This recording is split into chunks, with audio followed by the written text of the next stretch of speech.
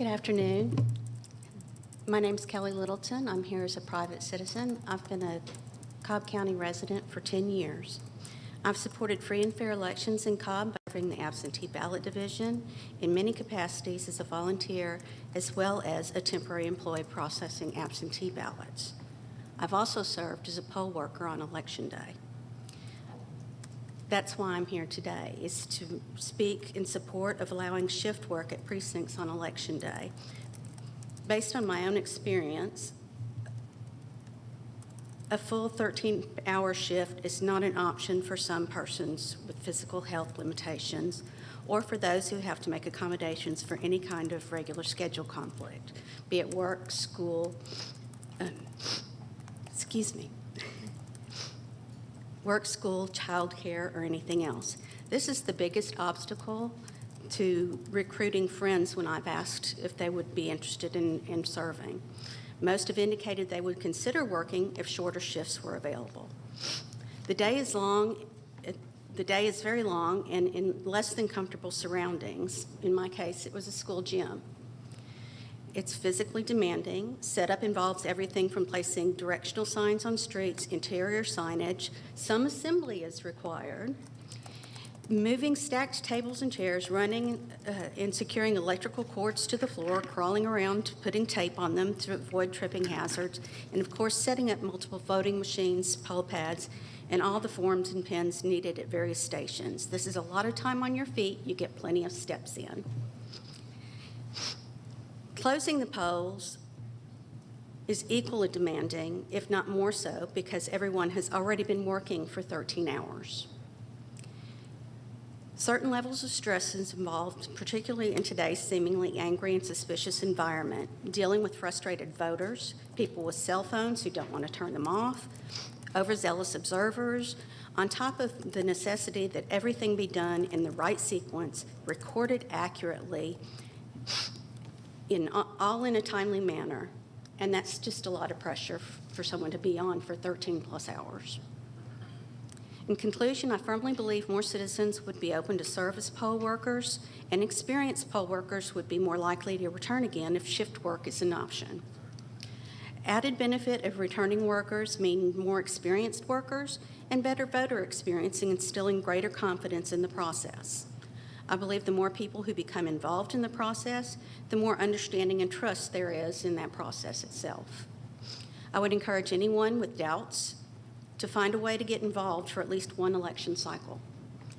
It is an eye-opening experience into the heart of our democracy, only in the best way. Thank you. Thank you, Ms. Littleton. Randy Rogers.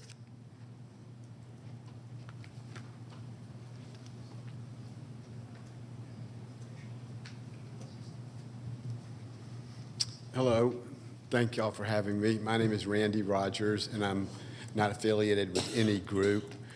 I have a business here on the square, and my wife and I have been Cobb County residents for 35 years.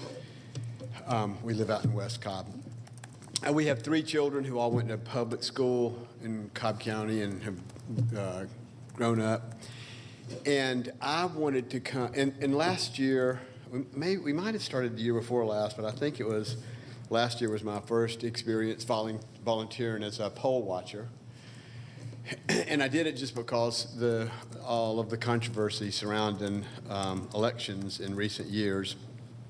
I just felt it was important for everybody to get involved if they could.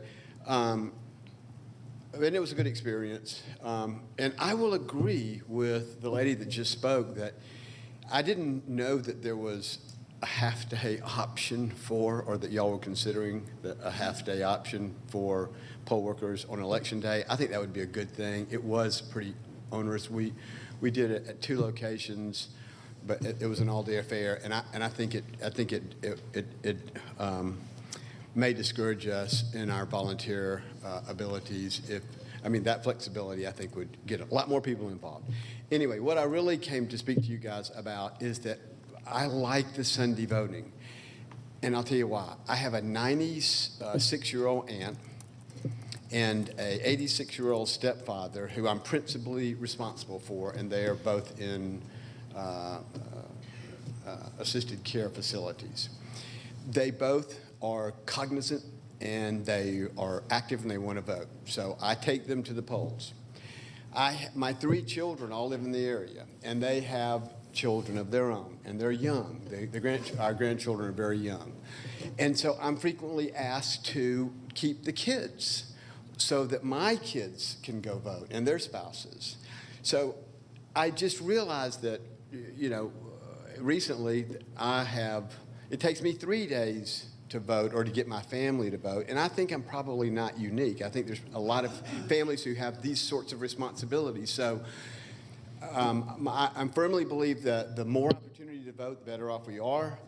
Sunday votes, I think, is extremely important for our community, and as many alternative voting opportunities like the drop boxes, that kind of stuff, I certainly would encourage. I think most people would.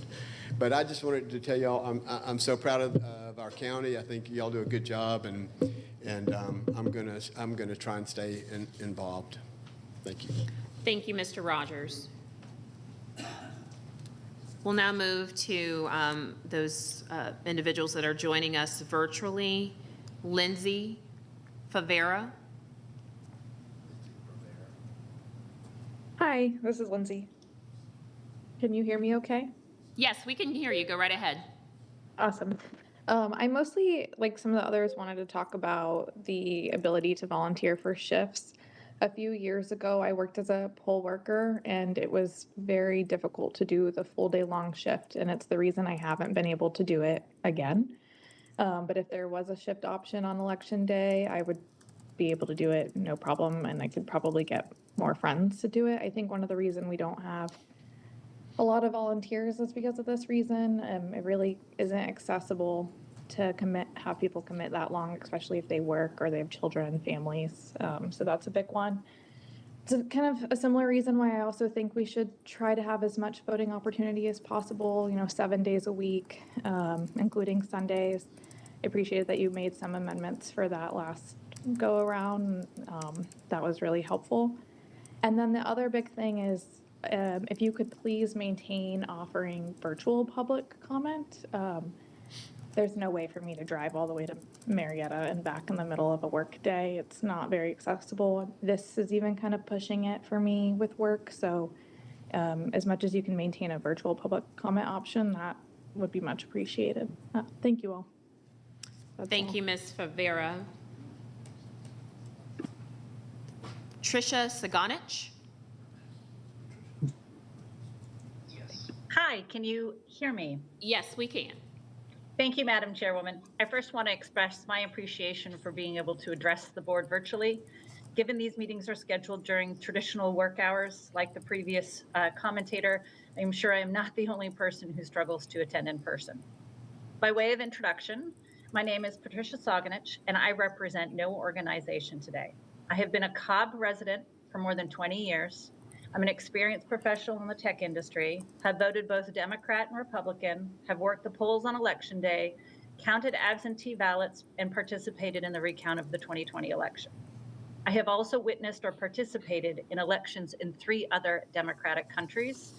So as I come to you today speaking from a position of a decent depth of experience for the standard constituent. After listening to the public comments from the last few meetings, I was distressed at the noise and frankly irrelevant topics being raised previously that the board cannot address. And I appreciate so many people's comments today. I plan to spend my time today drawing attention to 2 of the many matters I am hoping the board can begin to address. First, allowing shift work for poll workers, as other people have mentioned today, and also improving the transparency and process around absentee ballots. First, we need to improve the opportunity for poll workers to do shifts in order to increase our ability to attract and retain people who, 1, better represent the constituents of the county, 2, who are able to physically do the work, 3, are familiar with the ever-changing technology landscape and rules governing our elections, 4, improve our election outcomes by improving accuracy and timely counts due to improved alertness. And then lastly, I also believe this would improve our voter accessibility and experience by allowing for shifts to overlap during peak times. As others have mentioned, working the polls is more than a 6 a.m. to 9 p.m. shift on election day. It is set up the day before and recovery the day after. Working professionals like myself struggle to take that much time away. Parents of young children don't want to miss seeing their children all day and night. And certainly, as I'm sure these board members know, no one does this to make money. So the pay doesn't cover things like childcare. Additionally, we all know of professions that limit workers' hours in order to improve customer experience and business outcomes. Modernizing our approach to poll work will absolutely improve constituent participation and election outcomes. On the topic of absentee ballots, this is near and dear to my heart, as in a recent election, my daughter never received her absentee ballot, despite having requested her ballot almost as soon as the site was available. She was also unable to receive any information about why it was missing, where it would be, or how to get a new one. The current absentee process is manual, cumbersome, and does not take into account any reconciliation between applications made and ballots sent. There is no reason with the technology available today that a simple but effective process cannot be put in place to improve transparency, accountability, and effectiveness of the absentee process, a process that is not set up for the volumes I have to assume you will see in this next election cycle. And then lastly, while I had not prepared any commentary specifically on Sunday voting, given the earlier comments, I would add my voice to that topic for the reasons mentioned and many more. Thank you again for your time in service, Madam Chairwoman and board members. Thank you. Thank you, Ms. Saganich. That concludes the public comment portion of this afternoon's meeting. We'll move on to the approval of the meeting minutes from our November regular meeting. Has everyone had an opportunity to review the meeting minutes? Does anyone have any comments or questions, proposed revisions to those minutes? Mr. I did review these. There's a parenthetical on page 3 that probably needs to be eliminated. I think it was just asking what your comments were towards the bottom of the page on board member comments. And so I probably just need to strike that out. And I would recommend somebody make a motion with at least that change. And the paragraph that describes your comments at the bottom of the page. Yep, I have. Thank you. Sorry, I didn't bring that up before the meeting. I looked at it no last worries. week and then forgot to reach out.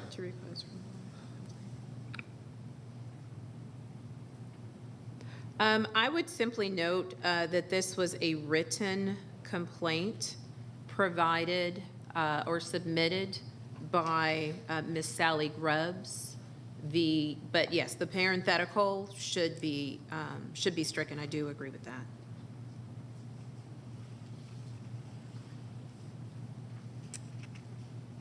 Okay. So those are my comments. I will make the motion to strike or to accept the, approve them. Well, first, are there any additional comments, proposed revisions? Hearing none, I will move for the approval of the meeting minutes with the change or the proposed revision to strike the parenthetical noted in my comments at the bottom of page 3 on the second and third line. Is there a second? Second. Thank you, Mr. Bruning. It's been moved and properly seconded to approve the meeting minutes subject to the proposed revision. All those in favor? The motion passes unanimously. Thank you. Moving on to the next item on our agenda, new business. And we will start, it's been alluded to, but I am elated, as I believe everybody on the board is, to welcome Tate Fall, our new elections director.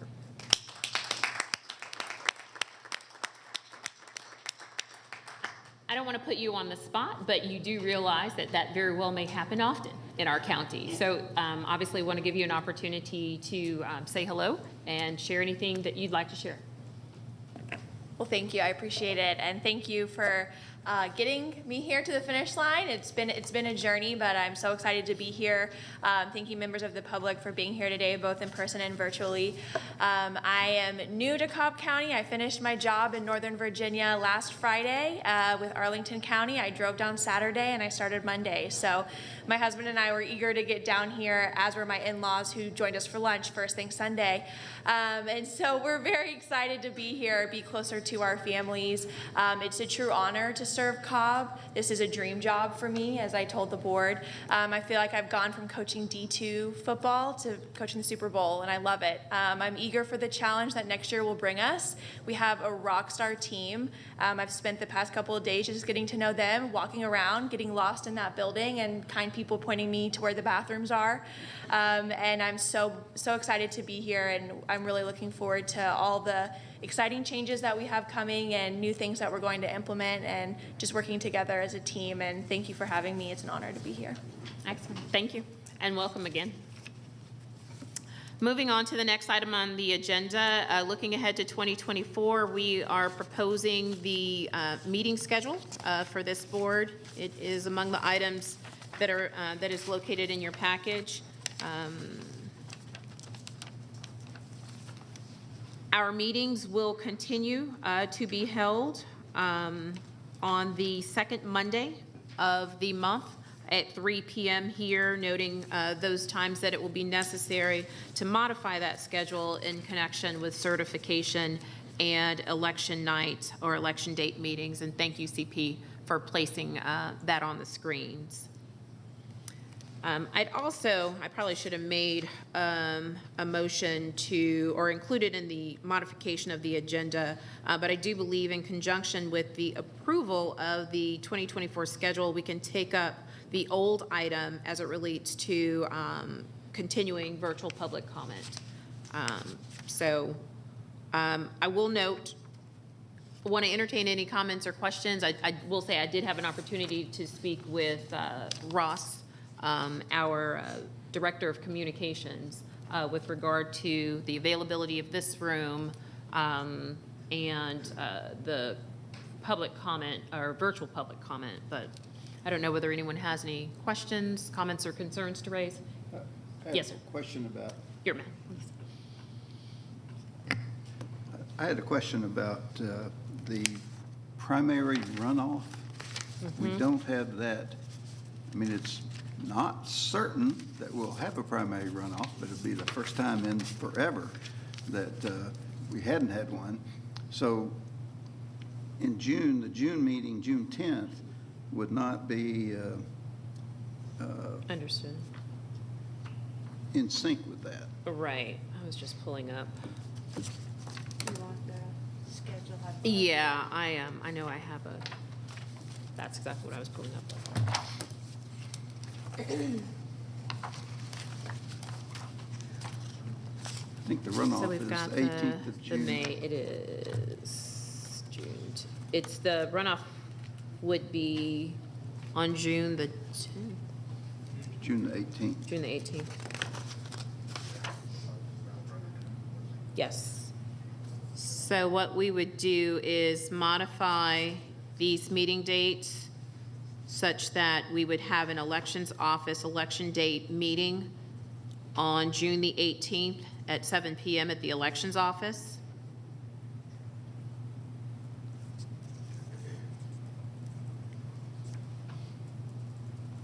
And then on the following Monday, and that would be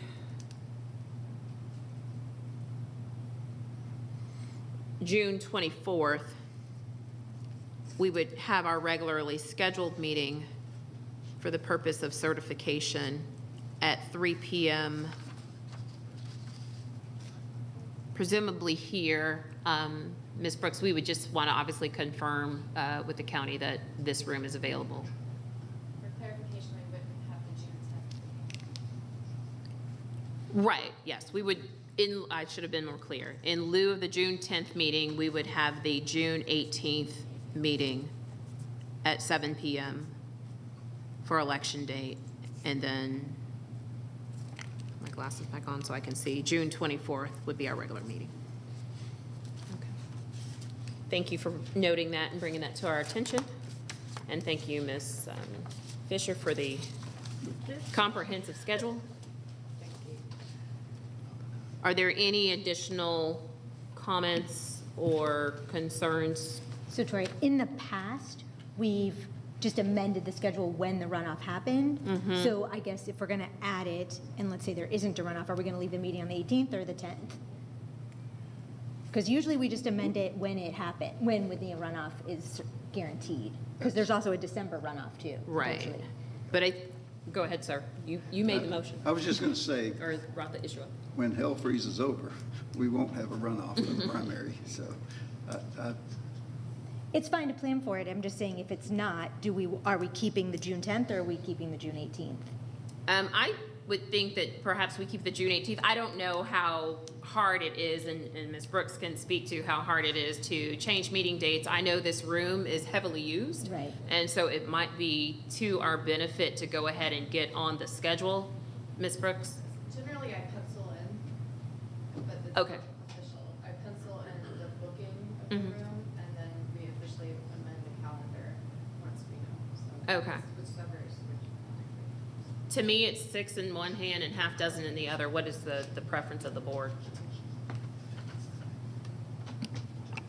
Ms. Fisher? I say if we can get it for the 18th at 7 o'clock in the evening, then go ahead and take it, and we could do a little trial run on an evening meeting, as I thought we were attempting to shift to evening meetings. Apparently, that didn't work out. Yeah, and that's, And so it might be a, Well, I think the 18th would be observation, so the board would need to be out at headquarters, because Right. that's, oh, but- duh. Yeah. Oh, we'd be in the, yeah. Yeah, but Never we mind- can- Never mind on the evening trial. no, but you bringing up the evening meeting is appropriate because, and alluded to the conversation that I had with Ross about, Mr. Cabot, about shifting to evening meetings. Obviously, this building does not allow for public access after 5 p.m. except in the instance where there are meetings that are being held, and it's just not in, we don't have the resources at this point to support evening meetings, which then leads to the other topic about continuing virtual public comment. It's been noted that we are the only board in the county that I believe that continues to have virtual public comment. But in speaking with Ross on Monday, he and that team are willing to continue to support virtual public comment for us, especially in light of the fact that we are unable to shift our meeting time to an evening time.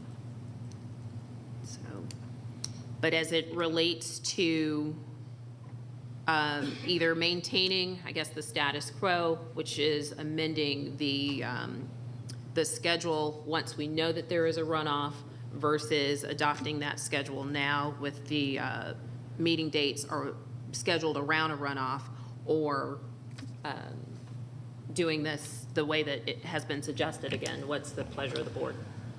I might recommend that we leave the 10th in there and add the 18th and the 24th, and then remove it should we need to, because I'm on board with Steve.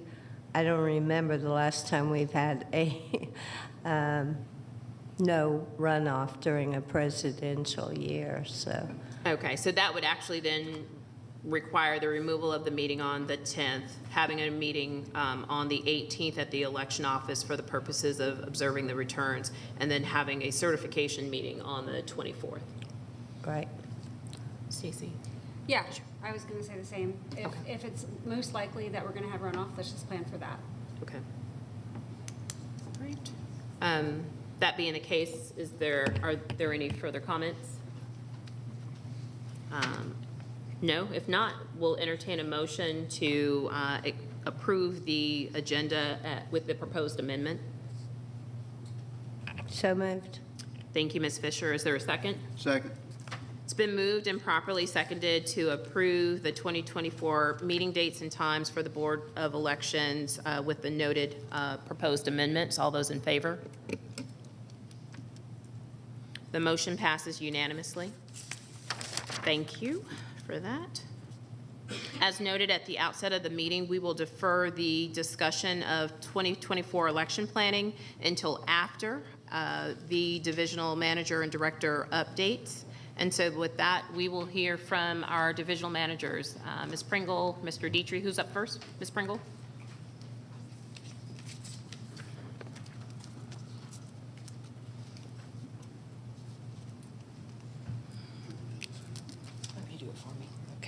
Good afternoon, Board. Good afternoon. I just wanted to just give a quick overview of how our department is going to be running, hopefully running in 2024. In our elections division, our office staff includes myself, an administrative assistant, 2 permanent part-time staff members, a site survey supervisor, 3 site surveyors, coordinators, 1 poll worker training supervisor, our poll worker recruiter, area supervisor liaison, and in our outside staff, we have 29 area supervisors, 28 facilitators who come in and assist with the training, and for 2024, for the March the 12th PPP, we plan and hope to hire 2,025 poll workers, and this would include committed and dedicated poll workers that have been with us over the years and any new hires. Next, please.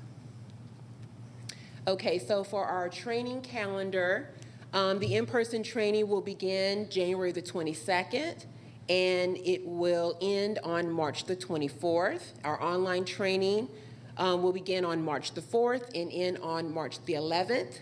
As usual, we like for our board to come in and attend the training classes. You can contact myself or Narissa. We always enjoy seeing you all come in for the trainings. Just a little brief overview. For the managers classes, we will have 27 classes, clerk classes 63, provisional classes 26, full equipment classes will have 54 classes. We will also be assisting with our advanced in-person poll worker classes. We'll have 11 of those, and a full equipment class will be 11 of those. So that's quite a few classes. So we have a full calendar, and I've given you a copy of the calendar that specifies the days of the classes and the times. Okay. So we will be very busy starting January the 22nd with our classes. So next, please. And that's the full one through March. Next, please. Okay, so our current task right now are just that we are finalizing preparation for our area supervisor meeting, which will be on Saturday. We'll bring in all 29 area supervisors and just go over paperwork, documentation, give a briefing or a refresher, if you will, of our 10X program. All of them are very excited and have already contacted poll workers that have already been working for us and hiring new poll workers. Again, we are assisting advanced in-person voting because they're also using the new 10X software. We are always processing and accepting new poll worker applications. And finally, we are considering split shifts. We're going to consider that. We hear everyone. It is a process. It's a strategic process. It's a hard process. I just want to say that years ago we did try the split shift, but what we found is that we would have folks that would say they were coming and didn't show up. So it's a new year. We're considering it. So that's all I have today. Well, thank you, Ms. Pringle, for this comprehensive update. A couple of questions just to bring it to, so this, and I note that the meeting for your area or our area supervisors will be this Saturday. It is from 9 to 1. Are all of these returning area supervisors or any of them new? They're all returning except for 4. We Okay. had 4 that resigned. They had been with us for 20, 25 years, and we are just, thankful for their service, but they did retire, and so we have hired 4 new area supervisors who have been poll worker managers for several years. Okay, excellent. And then I note on the schedule, one, this is a significant number of training sessions and 6 days a week. So I appreciate the effort that you and your team are undertaking to ensure that those individuals that want to support our office have plenty of opportunity, and Cobb voters have plenty of opportunity to be trained. Yes. I just noted that some of the training is going to be available virtually. It is, and Okay. that is, it's not really, it's online. It's online, okay. Yes, and really these are more folks that have been hired at the last minute that will serve as a greeter or Okay. serve as when it's time for the voter to put their ballot through the scanner, they're, saying goodbye or giving them a peach sticker or something like that. Okay, Yeah. absolutely. I just didn't want to misunderstand Yes. that some of the classroom training would be available virtually. That was my misunderstanding, so I just wanted to clarify that. No problem. I don't know whether anyone else has have questions or comments for Ms. Pringle. Ms. Fisher? I do have a question. Is it at all possible that when you receive an application, that an email be sent acknowledging it? There And is- a I'm sorry. response, if they are rejected, is sent? I would say, with all the complaining from my side of the aisle, one of the biggest is having no contact from elections on the people who have applied. Okay. Is that possible? It sure would probably build a little confidence in some of the workers, and it might recruit you a whole bunch of people when we hopefully decide on shift work. Sure, I understand. There is an email, there's a generic email that does go out from the 10X software letting the poll worker know that their application has been received. It also states that unfortunately, we're not able to hire everyone for the election, but they will receive a phone call, email, if they are hired, and that their application is on file. As far as rejections, we do get applications that we need more information. Our poll worker recruiter and our part-time assistants are always calling, always emailing, trying to get certain information. We put notes on the account, and if we can't reach the poll worker or the person that has applied, there's nothing we can do. As far as not being able to hire everyone, we want to make sure that our polls are adequately staffed on every election. So what happens is the area supervisors, they have strong teams. And so if they have a strong team of 10 to 12 poll workers, that's what we want, because we want to make sure that our poll workers are successful and they're confident when we have our voters coming in, to vote. And so sometimes we aren't able to hire a lot more people. We try to, but sometimes that's just not possible. And that's why someone may say, well, I didn't get a call. But we are going to work harder moving forward, that after we get an application or after a election period, to send out an email that says, hey, we're sorry we weren't able to hire you. We have your application on file, be patient or something like that. I think it would be helpful to Yeah. have some form of Sure. communication Sure. after the initial. And thank you for You're- answering all that. You're welcome. If I could add, we also met in my first managers meeting this week, and we talked a little bit about this exact issue. And one thing that we mentioned that we're maybe going to try for March is to, once we get to a point where we're done with staffing, we filled in our emergencies with our dropouts, to let people know that they have not been assigned for the current election. I know a lot of people will block that day off and then they wait and they need to make appointments and things like that. So we want to try to work towards that, starting with the March presidential preference, to let people know that they have not been assigned. So that way there's communication on both ends. That's very welcoming news. Thank you. Thank you.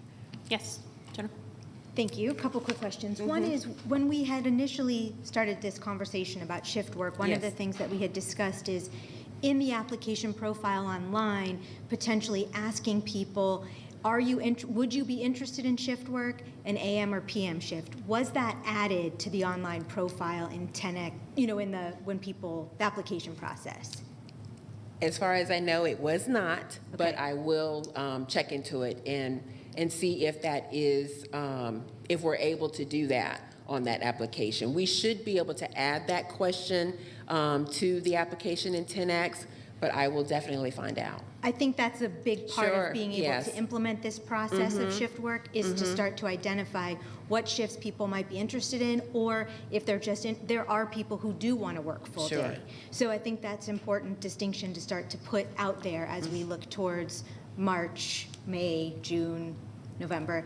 And then the other piece that I wanted to add, and just something that I've struggled with over the years with this recruitment issue, is that the poll workers are like in this database, in this siloed database of poll workers, but then come absentee, we're short-staffed all the time. So if we don't end up accepting somebody, we don't have that need, I think we need a process by which we are able to share amongst AIP, absentee, prep. Like, we're one department that runs an election. We have people who are engaging with us saying, hey, I'm putting my app, and I've had plenty of people come to me saying they've never heard back from elections. I was actually one of those people. And so I feel like it's imperative upon us, just sort of bouncing off of what Debbie said here, that we find there are places for people who want to work in elections. Sure. I think that there is absolutely, whether it is in any one of our different areas, we have places, and sometimes they might be a better fit than being a poll worker. It's just one of the few places that that's the thing they know. So I would just encourage us to start to think about how we are more integrating of our departments all across the board, because I think your department is getting the most influx of interested workers. But if we could, in the same vein of adding, shift work, are you interested in shift work, AM or PM? I think we should also have a question in there that says, would you be interested in working our prep center? Would you be interested in learning more about absentee? Would you be interested more about registration? I think we need to sort of use that, access point with our interested workers and find out if they might be candidates for other positions within the organization. Sure, and I agree, and 10X does do that. We do have it set up if the candidate they can choose prep center, advanced voting. It is set up. We just need to all come together and then just figure out a more of a strategic plan to make sure that all the poll workers are being touched, if you will. Great. Well, let me know where that goes. Definitely, and I thank you for always giving suggestions and just bringing the split shift to us. So great. We're going to see what we can do. Thanks. Does 10X allow them to select multiple jobs? So for example, for the LNA, someone could very feasibly work there as well as election day. Are they able to select multiple jobs? Yes, they're able to select different areas. They are. And then it goes to the hiring manager from That's there? right. Yes. Okay, thank you. Ms. Everett, Stacy, did you have a question? I was actually going to make the same comment Debbie made, so she's already made it for me. Okay. Well, goodness, we're all in violent agreement here. Great. But if there are no other comments or questions from Ms. Pringle, thank you for your presence here, your comprehensive report, and your being receptive to the ideas of the board as we all work collectively and collaboratively to serve Cobb voters. Thank you. Thank you. Mr. Dietrich?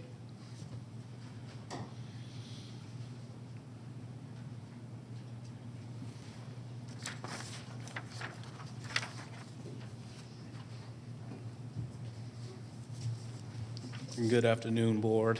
Sorry if I look a little tired. I've been up since about 2 o'clock this morning. So if you guys have that colorful sheet in front of you, like CP. So I just want to kind of go over a pretty high-level timeline of what the Prep Center is going to be working on and has been working on and will be working on leading up until next year. So obviously, we wrapped with the municipal races. Took us about 4 days to pick up all the equipment. So once we bring that equipment back, we have to canvass, make sure that there are items still in it. However, we have to approach it because it's not certified yet, so we don't want to cut a bunch of seals. We don't want to do this and that. But one of the things we do is we get out the memory card that is in the scanner. But then along with that, we have to reset all of the equipment. So we have to prepare it for the next logic and accuracy. So what we do is, obviously, we flag any equipment that we get an exception, equipment exception form, or if they call us on election day and say, hey, this isn't working right, or whatever it may be. So obviously then we have to know what equipment needs to be reviewed once it returns. But along with that, we'll clean up the screens, or it gets a lot of fingerprints, and you'd be surprised at the stuff that just gets stuck on equipment when it's out there voting. But the most important part is we have to attach the seal packets, which essentially we have assigned all of the seals for, they're not really attached to any precinct or carrier, but we have a packet of them and we know what seals are in it and where they would go. So we have to marry those up with the carrier for the new election. That way we know ahead of time, this is going to be our seal for this one, this is our seal for that one, and it's not a matter of us during LNA having to write down every seal and then deploy the seal and then make sure that the seal is deployed in the right location. So it kind of just streamlines things for us during logic and accuracy testing. So we're I'd say we're probably 90% finished with the reset right now. We just have a few more carriers to complete, and then all the equipment is ready to go for January. On Monday of this week started the Secretary of State's health check with our equipment. They're required to pull random pieces of equipment from the warehouse and test them. It's just a little more in-depth version of logic and accuracy testing. They do a lot of things that we don't have access to doing. But the main function is to make sure that it has the right software, the right hardware, that it performs according to the standards of the Secretary of State. And as of today, we only had one piece of equipment that failed, and it was a scanner. However, the only reason it failed is because it would not accept a ballot. And it is not a scanner that has been in use. It's been sitting on a pallet. They returned to our office from repairs from Dominion, and we have been waiting on it to be certified so we could use it. So we actually haven't pulled it out of the box since it was repaired, and we didn't know that it just wasn't going to accept a ballot. So that's the only thing so far that has failed the health check, so that's really good. I can't remember the exact number, but it was over 100 pieces of equipment they have to pull all week. Now, with that being said, also today, we procured an inventory software back in, I believe it was May. And this whole time we have been customizing it to fit our needs. It's going to be a huge thing for the warehouse. It's going to improve a lot of processes. It's going to cut back on a lot of man hours. But most importantly, it's going to streamline the things that really bog us down when it's crunch time. So we started testing that today. I was only able to be in the meeting for about 15 minutes before I had to go to another meeting. But the Prep Center team was there, and they were playing around in the testing environment. And I'll get an update from them after this meeting, and hopefully it all goes well. But we'll be testing on that for a few weeks in efforts to roll it out for next year. With the health check completing tomorrow, obviously any of the equipment that fails or needs to be repaired, I need to get that shipped out because we're going to need all the equipment on deck for next year. And it has to go to Texas. So there is a little bit of a wait period, a shipping period. I don't know how long it's going to take. So we've established the deadline that we need to have. I need to have the list before the end of business tomorrow submitted to Dominion, and I need the equipment returned no later than 1/12/2024. Another important date coming up is 12/13. That's when we need to order all of our election supplies. So we do a pretty good job of keeping up with the inventory and knowing what we used and what we need to replenish. We've had in excess at times. However, preparing for next year, we're going to need a lot of things. So it's very important that we get the things ordered that it may not be same day delivery, or we can't just go across the street and get it, such as ballot paper. So we got to order that through Dominion. In reviewing with it, early voting, we're going to need some more voter access cards. That is going to be a huge expense. They're $8.10 a card. And we need about 1,100 of them. So we're going to have to look and see how that does, because obviously I don't want to spend $9,000 on voter access cards. But we're going to work it out and see if we can work some numbers out, maybe pull some from Election Day, tweak some for early voting, but we'll make it work. We may just have to order a small batch of them. And then finally, we're targeting logic and accuracy testing for the PPP, either the Tuesday, January 16th or January 23rd. We're kind of just waiting on to see if there's a special added on, because that kind of affects the project and how much time is involved with creating the project. So it's just a week in between. So if there is a special, we want to go with the earlier one to give us more time to complete it. And if not, if we're just doing, then we'll go with the 23rd. Just some key things here at the bottom. Deliveries for early voting will start the week of February 12th. Because it's full-blown, that will take a lot of people away from our LNA crew, so that would slow it down. I would imagine by that time we've already completed it.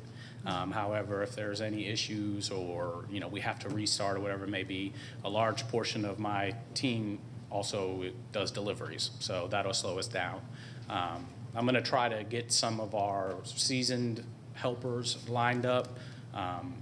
However, it's just not the same. They don't deal with the equipment as often as our core crew, so anytime that they're not a part of the LNA process, it slows down a bit.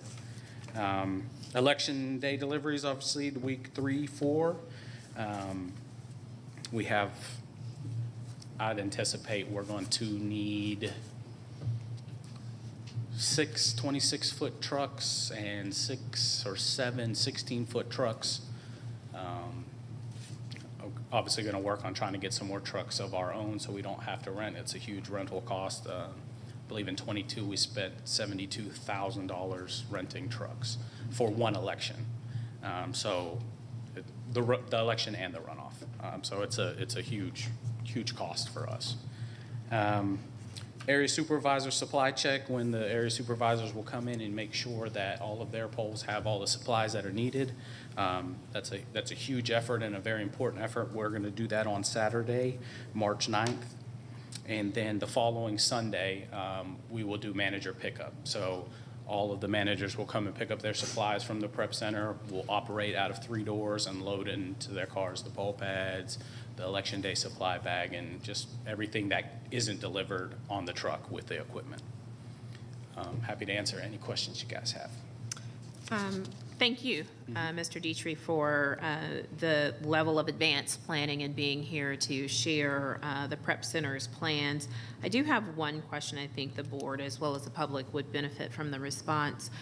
With regard to any of the equipment following the health check, obviously you've made mention of the one scanner, or any other equipment that we identify that needs to be repaired or maintenance or maintained. You indicated that equipment is required.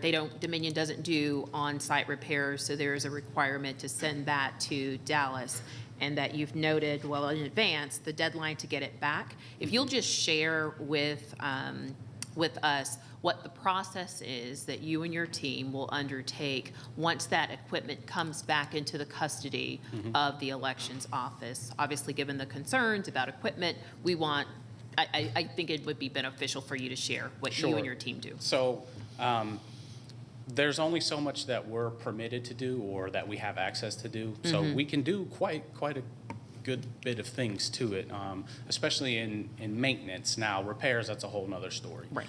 And even when Dominion comes on site, they have to talk with the state on what repairs can be done on site. Sure. Right now, one of the big issues we have is there's these Mylar sheets that are inside the scanner. And when those get bad or get really dirty, that's when you send in and it spits it back out and send it, and you just do it 10 times and then it finally accepts it. A lot of the times it's at Mylar.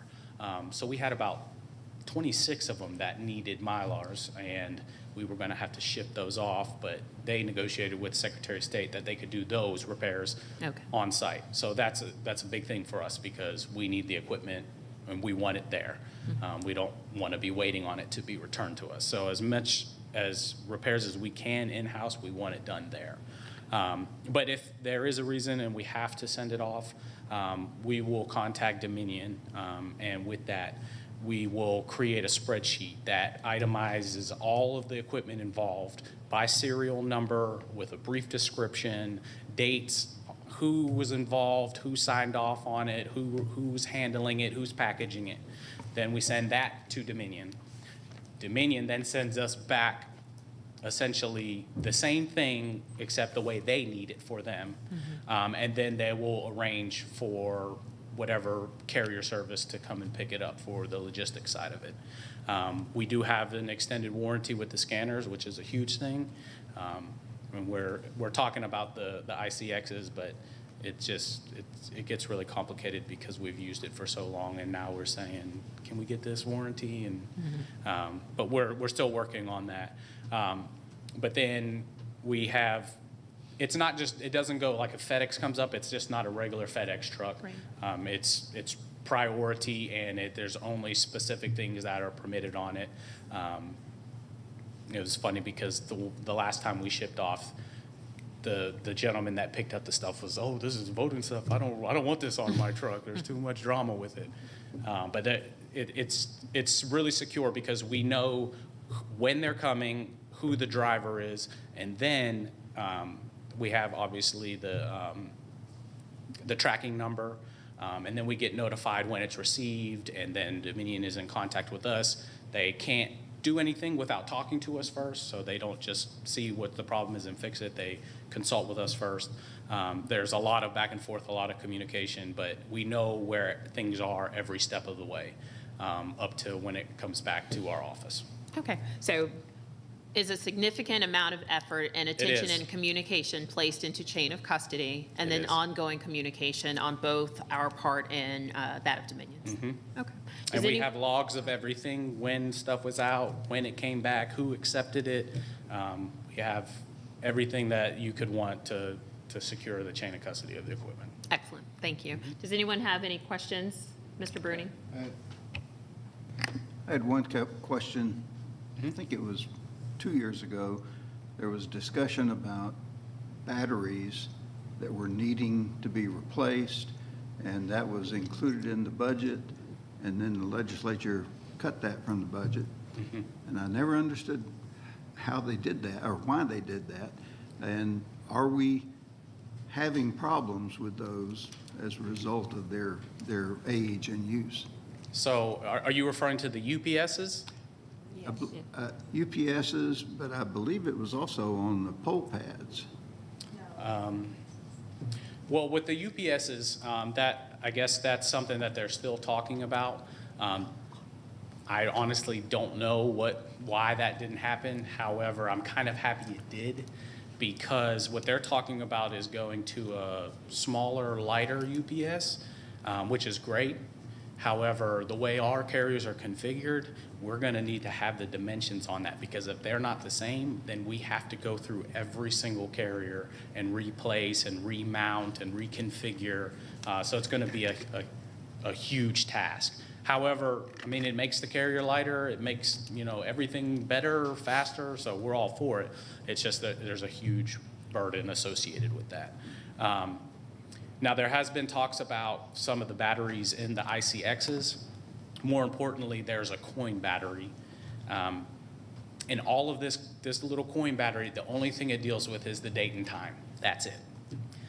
So we get a lot of complaints or questions on how come we set the date and time yesterday and then we turned it on this morning and it jumped back to 2017? Well, the short answer is because that battery has expired. And that's all that does. So we're talking with them to see how we can get those fixed, but it's more right now only when we send equipment and they're having to do certain types of services that they'll go ahead and replace that. But at the end of the day, all it does is control the date and time, which I kind of like that because it lets people know that it's not connected to anything else. It's not communicating. It's not Bluetooth or anything to anything else. It's reverting back to the day it was created, which is why it's that 2017 time. But like I said, we're working with Dominion to try to figure out if there's a way that as we're little by little, can we start replacing them just so people don't have to do that, because it is time consuming and annoying to have to send and update the time and date every time you power on the touch screen. But yeah, does that answer the question? Okay. Thank you, Michael. Debbie? In your health check, did they add a check to confirm the ePulse and Jarvis are talking nicely? So this part of the health check is just tied to the ICPs and the ICXs only. It's my understanding that there's going to be more in the future, but for right now, this week, what's happening is just the equipment that's in the warehouse. So there will be some kind of testing either in LNA or another health check to assure that everything's operating correctly? I can ask them on what exactly else is going to take place with the health check. As far as my part in it, that was what they've been doing this week with the scanners and the touch screens. But I know there was some talk about EMS and the GEMS room, and we have to check the servers and all of that. So I'll touch base with them, and then I'm happy to provide the board with an update on what the future plans are for the health there. I do believe we need to have some kind of confirmation from the Secretary of State that they're confident on early voting, which isn't too far out, that we won't suffer the same issues that we did during the municipal elections. Sure. Yeah, I can. I'll reach out to the contacts tomorrow, and I should have an answer for you before the end of the day tomorrow. Awesome. Thank you. Okay. Thank you. Anyone else? I have one quick thing. Certainly. One quick thing. So this is along with the supply orders, but, and you might not know this, but the way the cards from the scanners come in from the polls, they're in those green pouches. And for the locations, for the precincts that have 2 scanners, there's 2 cards in 1 pouch. And my request when we ran into this last year, or I think during the midterm when we had cards that got missed, it was often because there were 2 in a pouch. My request for supply orders, if we can put that in, is if we can look at which precincts, for sort of mapping out which precincts have 2 scanners. I would like to see that, as somebody who works in the GEMS room a lot of times, that we have 1 green pouch, 1 card. That there's, that basically all the tape, anything related to the scanner, each scanner has its own pouch. Does that make sense? Yeah. No, I'd be happy to sit down and look at that. It's not that many precincts that have 2. Right? How many are we talking? Well, no, there's a good bit that'll get 2 when we're doing a big one. Okay. Yeah, there's a significant amount that will get 2 duplexes, especially when we have to split, A through M and N through Z.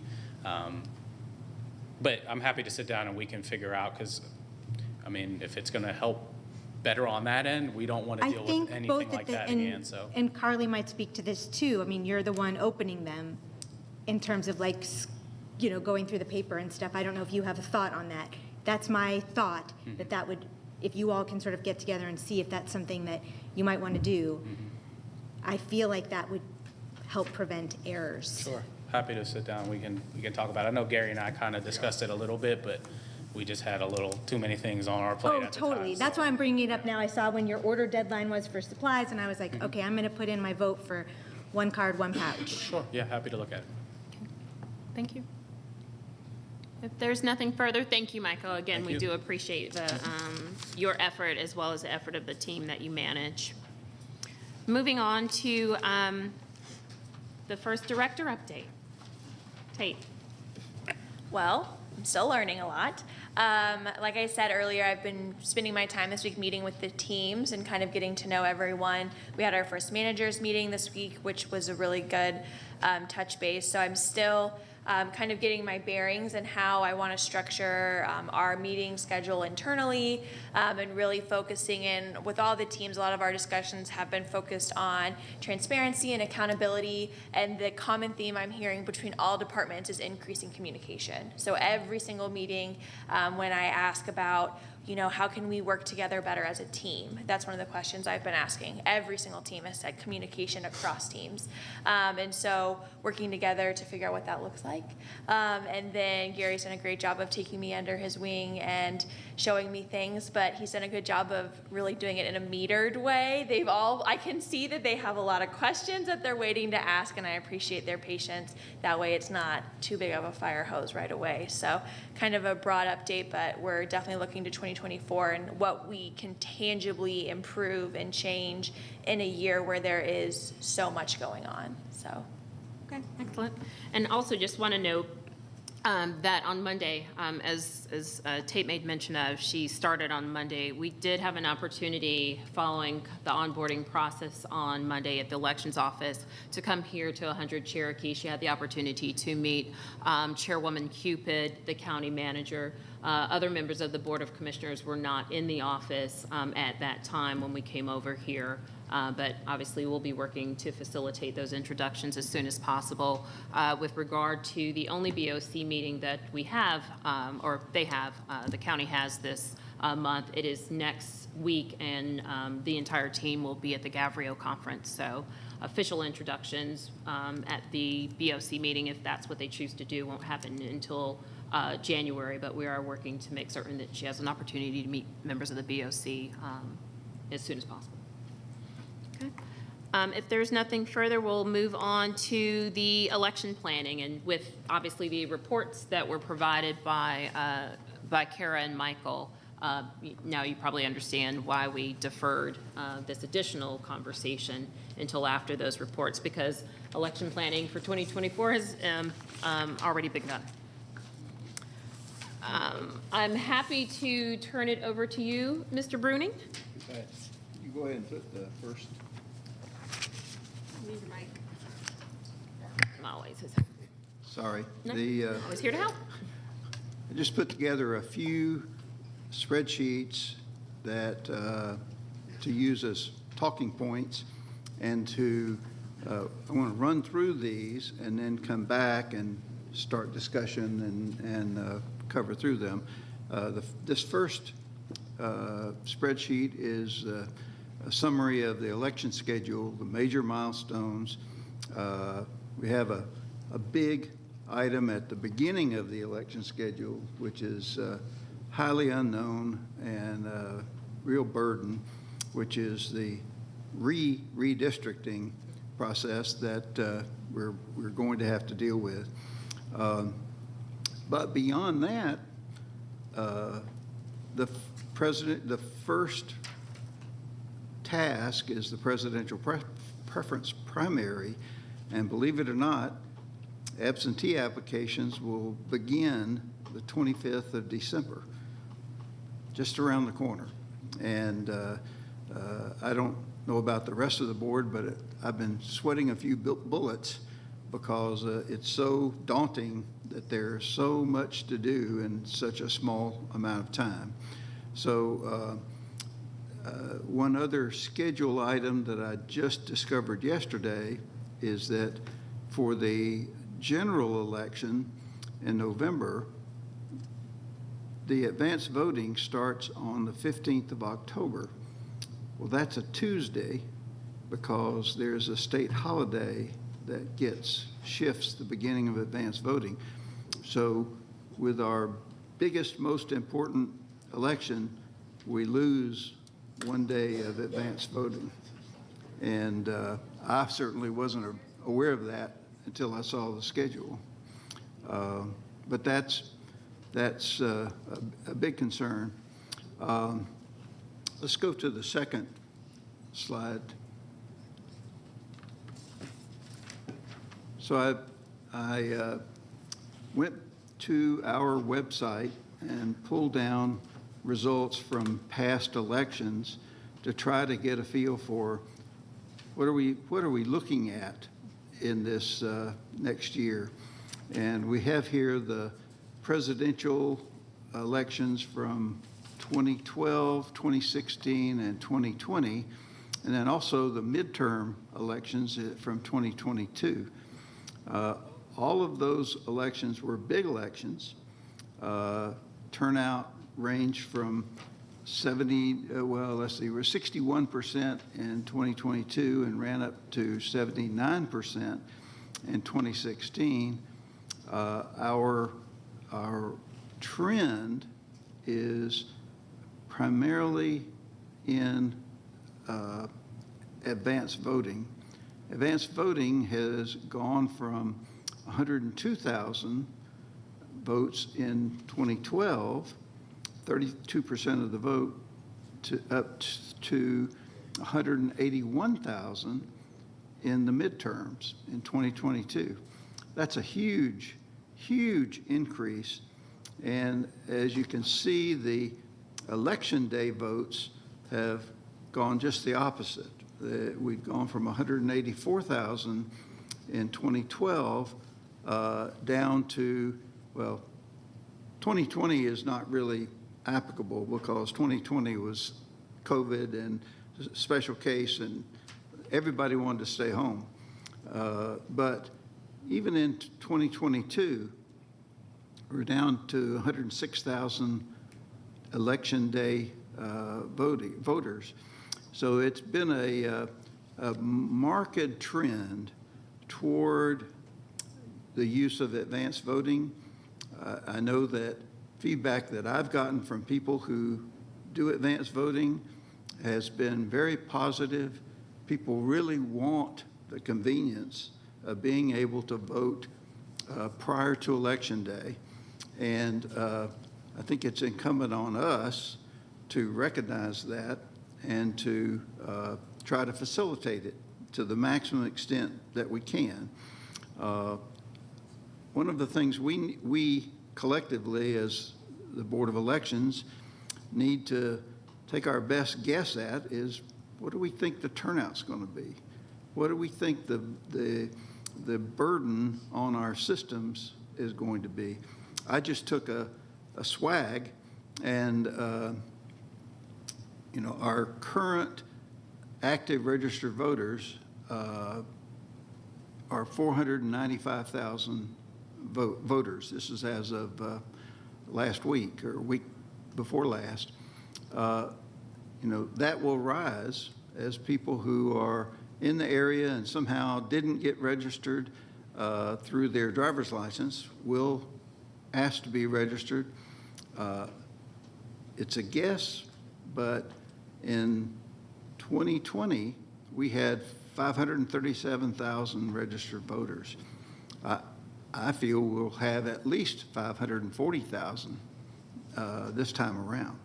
It's hard to believe we wouldn't exceed the number in 2020, but that's just a guess. And if we have a 79% turnout, which would be similar to the turnout that we had in 2016 and not much above what we had in 2012, we would have 431,000 votes cast. And these are all just rounded off numbers. And we would, just a guess, 150,000 election day voters would be similar. I don't think it's going to go too far down, but the big nut is the advanced voting. I think if we have a similar percentage to the midterms, that was almost 58%. If we use 58%, we're at 250,000 advanced voters. Absentee seems pretty stable. If you look back at the history, 24,000, of course, 2020 was an aberration. 2022, 25,000. Maybe it might be 30,000. We certainly ought to prepare to be able to handle that many absentee votes. It's not going to be 100,000, but it's certainly, we have to have systems and people and equipment able to handle large numbers of voters. Historically, we had 147 precincts in 2022. We had 12 advanced in-person voting locations in 2022 with one part-time location added during the last week. And in 2022, we had 181,000 advanced voters, which is quite impressive that with just 12 locations, we were able to get 181,000 votes done. That's a lot of votes. So we'll come back and talk about these a little later, but let's go on to this is the chart of the actual results from 2022. And this is the, let's see now. I take it back. This was the projected approach that was discussed prior to getting into 2022. And it compares our Cobb advanced voting versus other counties, metro counties. You can see Fulton County had 30 advanced voting locations. Gwinnett was 11, DeKalb 14. So we were between Gwinnett and DeKalb, but not so over the top as Fulton was. But we provided 2,440 available hours for our voters to vote. And that's kind of in the mid-range. It's not as high as Fulton, not as high as DeKalb, similar to Gwinnett. Somebody pointed out earlier that this was the first time Cobb County did Sunday voting, and we had one location open Sunday, and it was well received. It didn't make a whole lot of difference in the total vote, but it was it's something that we will need to wrestle with and decide, are we going to have Sunday voting throughout the 2024 election? But this is just for reference. Let's go on to the next one. And this is the actual results for advanced in-person voting in Cobb County. And this shows for every day of the advanced voting period what the number of votes were at each of the locations. Now, the first two columns are a little deceptive. It's Main and Main E and D. Well, that's one end of the building versus the other end of the building where we have a dedicated elderly and disabled area. Not sure why we kept those separate, but we did. So those aren't those are one location with two doors. But then we had a huge turnout in East Cobb, the East Cobb Government Center, the Tim Lee Center in Northeast was even bigger. Smyrna was a huge turnout. And then others kind of tailed off after that. So we had some locations which we didn't have very many voters in the Mableton area, the southwest area. Collar Park was pretty poor turnout. So obviously we should look at these locations, because what drives people to early voting is convenience. If they feel like they can get to the location quickly, easily, and plenty of parking, easy path through the process, that's what they are looking for. Just like they shop. You know, people are looking for convenience, and it's incumbent on us to try to give them the most convenient access to the polls.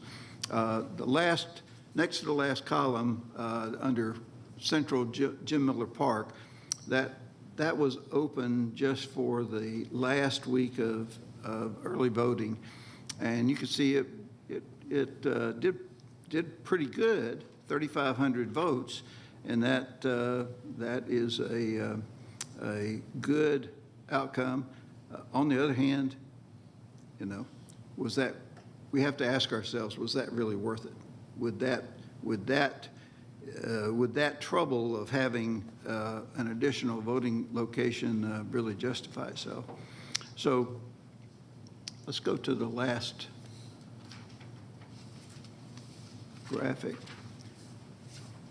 This is illustration. All these are what I could find in my files. But these illustrate, this happened to be for the last day of early voting for the general election runoff. And it shows that up in the upper right-hand corner, Tim Lee Senior Center, this was at 4 o'clock in the afternoon. There was a 60-minute wait time. East Cobb Government Center, a 90-minute wait time. Smyrna Community Center, 45. Ward Recreation, 45. So those locations obviously had a very high demand, and I would hope that the staff would look at those locations and see what we can do to reduce those wait times.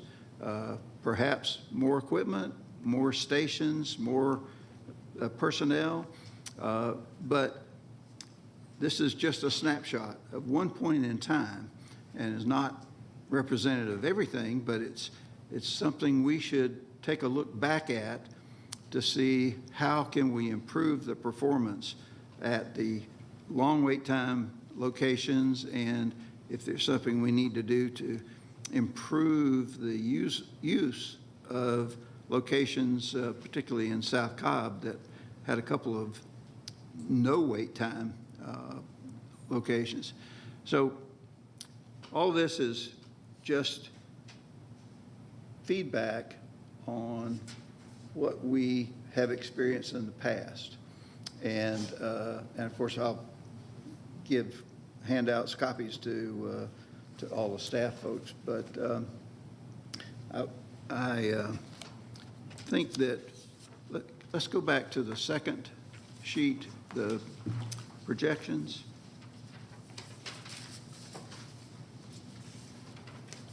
This is, as I said, it was just a best guess planning numbers. I think that the rest of the board should comment on these or express a preference. Same thing with the staff. You all are the professionals. You deal with the voters every day. This is just an amateur's look at the spreadsheet. So let's open it up for discussion. Thank you very much for putting this together. It's really helpful. Two comments. One, the snapshot of the wait times. I understand it's a snapshot, but it actually correlates well to the volume by precinct. So like the ones that show as the, like East Cobb, 90 minutes, Timley Senior Center at 60 minutes, they actually have the greatest volume, so I think Snapshot is a good representation of what the wait times are. So hopefully the staff can make sure that, you know, all the wait times across the county can be hopefully even as we move forward. And the other thing is, when I was looking at which page was it? The voting location and hours comparison, the one thing that jumped out to me, comparing Cobb to the other Atlanta metro areas, is the Sunday voting. So can you bring that back up, please? Which one? The planned Third. voting It's the locations. third one, I believe, Yep, as a third sheet. yep, 3. So as a voter myself, I was thrilled when Oh, Sunday. I'm sorry, the second then. It says, at the top, it says 3/8 AIP planned voting. Yes, that's That's the it, one. yeah. I was really excited as a voter last year when we started to offer Sunday voting, because as a parent, you know, as someone who works full-time, having just an additional option outside of working hours is very helpful. And when I was looking at this today, I saw, wow, we really are not anywhere close to what the other metro counties are offering in terms of Sunday voting. We had one location for half a day on one Sunday. And Fulton, Gwinnett, and DeKalb had 2 Sundays in I think everyone except for DeKalb had full days on both Sundays. So it would be great if, you know, I know that you know, it's additional money, it's additional staffing, locations, all that. So if we could get all of that lined up, it would be great if we could increase the Sundays to be comparable with the other counties in the area. Great. Thank you, Stacy. Does anyone else have any, oh, I'm sorry, go ahead, I Debbie. do, actually. Just an observation that we might want to go back and look at actual numbers. If memory serves, we had not actually cleaned up our voter rolls for 4 years in before the 2020 election. And if you look at the disparity between 16 and 2020, there's what, 100 and almost 10,000 additional voters, which would be explained by not cleaning it on the 2-year cycle that we're required. So I just say we might want to take a look at that number, because I think 540 is high. That's an increase. We would have to register what? Let's see, what is the current? 45,000. Yeah.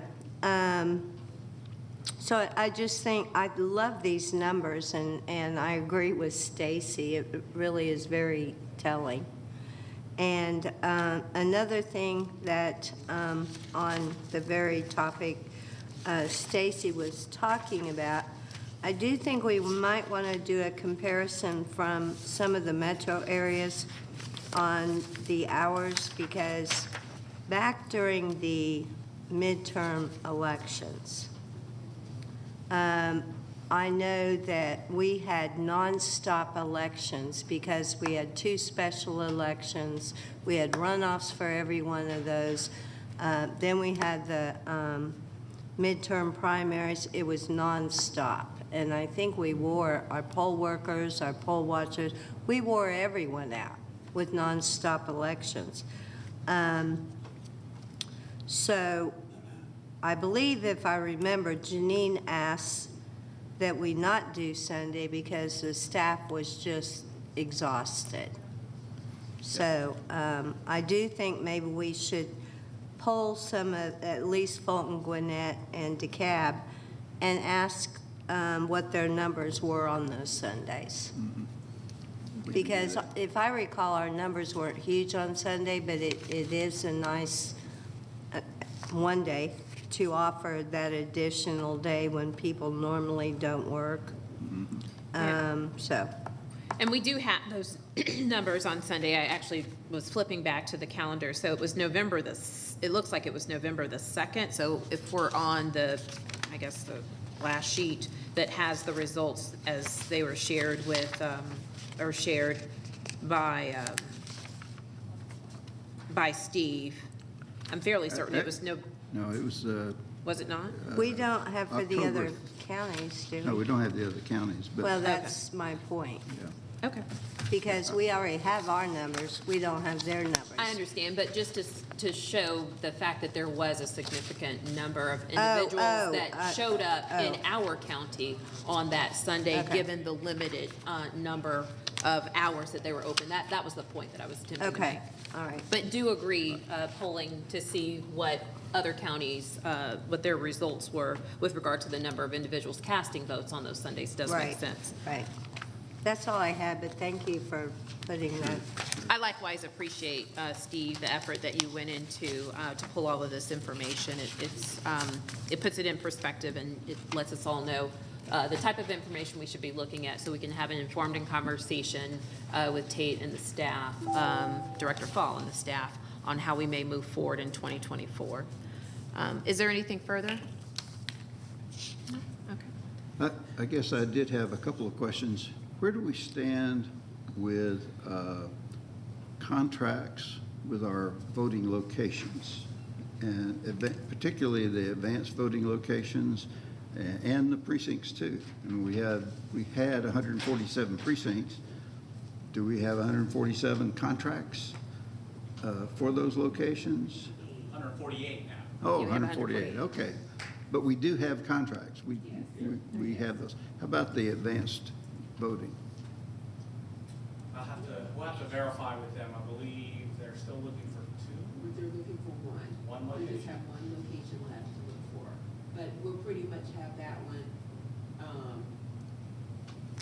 We just, kind of finalized some things yesterday, so I think that was the one in Powder Springs. And I can add, that is one of the things that I did talk about in one of my meetings I've been in.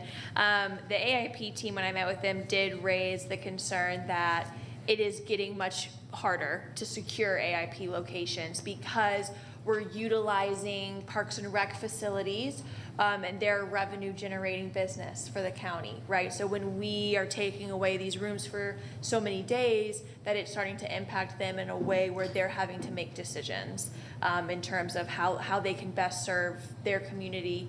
I'm a big advocate and partner of Parks and Rec and libraries, and I hope to build those relationships and kind of figure out where we do go from here. I think next year will be telling. No one really knows what's going to happen. We have an idea, right? We can best guess. But I think after next year, hopefully that'll taper off and we can really see where our numbers are and we can make better decisions after 2024 for what AIP looks like. But they did raise that concern that it is getting more difficult, rightfully so, to have those conversations with the revenue generating portions of the county. And then to that point, I mean, there was a concerted effort to move out of private locations into government-owned facilities or county-owned facilities, and then now trying to balance those two interests, if you will. Debbie, did you have something? Actually, I didn't realize I left. Good thing I didn't mumble anything over here.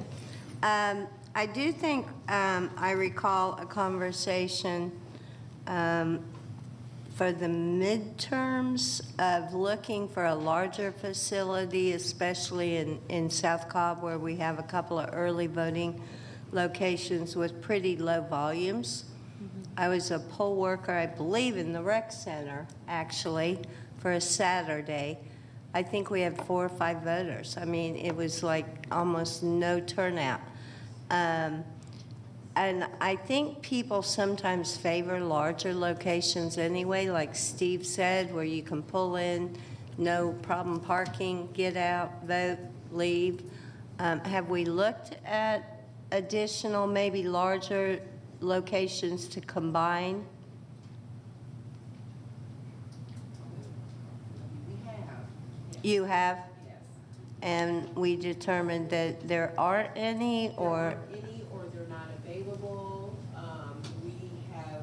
Can I get you to come to the mic? Sorry. Yeah, I can add.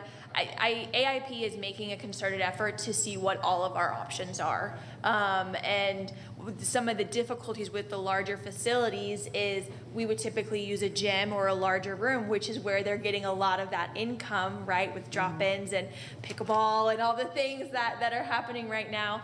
And so that is the rub with the larger facilities. So larger buildings mean more money coming in a lot of those times, right? So that's why it's easier for us to secure smaller rooms or smaller facilities that aren't as used throughout the day. So it is, but they have exhausted all options and really seen what hours we can access those larger facilities, and it just hasn't really lined up with the previous proposed hours, I would say. Is Okay, is makes that fair, sense. Kara? Makes sense, thank you. I just wanted to add one thing to that. I know from having been through this cycle with you all that securing the larger facilities for 3 full weeks, like, we tried to do with Jim, I just want to speak to that it is very difficult. It's not something that is easy to negotiate. But what I will say about some of our, numbers are great, but they don't always tell the whole story. And one of the things I think that we could do to improve some of our turnout in areas where we might not be, we know we have voters, but we might not be reaching them, is a communication plan and voter education strategies. And I think that that's one of the areas, like you talked about, communication's a big deal within the department. I think it's also something with our voters. We need to meet voters where we're at and have better communication plan so that people, because I can tell you from working, when we used to have AIP at Whitlock, people would drive from all over the county to the place that they knew, even though they had 6 places that they passed on the way. So I think it's really important for us to recognize, and I would tell people like that were standing in line at Whitlock, I'd be like, you could go here and there's no line. But they still come to that location because they know it. So some of it is incumbent upon us to really educate the county-wide that we have these offerings and that they're available and close to them. I could not agree with you more. I think that that's something that Kara and I have already spoken to about what communications looks like next year, possibly petitioning the BOC for hopefully communications coordinator in our office to ask that of the county communications department. Would be so much extra work on them to take on daily posting of what facilities are open, when, what's parking looking like, those types of updates. I would hate to ask that of them when they are doing so many other organizations as well within the county. So that is something that we want to improve greatly heading into next year. It's something I'm super passionate about, and we're already talking about ways to improve that. So it's definitely on the radar. I think you had one more comment or additional comment? Just the issue is, if my guesstimates are right, we're going to have 250,000 people trying to vote advanced. We're not going to do it with 10 or 11 locations. We're going to have additional locations. We're going to have additional days and additional staff. So my concern is that we can't just meet the demand that was here last year, or 2022. We've got to be thinking ahead because it's going to expand. This election is going to be the hottest election in history, and I think we're going to, if we only have the capacity that we had in 2022, we're going to be totally overwhelmed. We're going to have news cameras. Look at all these long lines in Cobb County. Look at all of the delay and the inconvenience that our Cobb County voters are being put to. So we need to really think in terms of what is next year going to be like, and try not to be scared away, but it is going to be a heavy load, and looking for other opportunities to expand our capacity is really going to be the key. So I would just urge the staff to, I know you've looked and you've talked to people, be creative, keep going, look for more. I'm not an advocate of 20 advanced voting places, but, you know, if we don't get 2 or 3 more, we're going to have a really tough time meeting the demands of those 250,000 voters. So, thank you. Very good points and duly noted. And I thank the staff for the work that you're already doing and being receptive to the suggestions as made by the board with regard to identifying potential additional AIP locations. Thank you. That being said, that's the final item on our agenda for public consumption, as we discuss the old business matter related to continuing virtual public comment. Just for the sake of clarity, we will continue with virtual public comment on a go-forward basis. At this point, Daniel, I believe there is a need to move into executive session for the purposes of discussing litigation. Okay. All right. And just for, I note there are a number of newcomers, and it's great to see new faces here. I'm thoroughly encouraged, and hopefully you will continue to come back on the second Monday or whatever date that we hold that meeting so that we can hear from you. But when we do move into executive session, we do ask that the BOC room be cleared. We will invite you back into the meeting room once we conclude executive session. And with that, we'll entertain a motion to move into executive session. So moved. Thank you, Mr. Bruning. Is there a second? Second. Thank you. It's been moved and properly seconded to move into executive session for the purposes of discussing litigation. All of those in favor?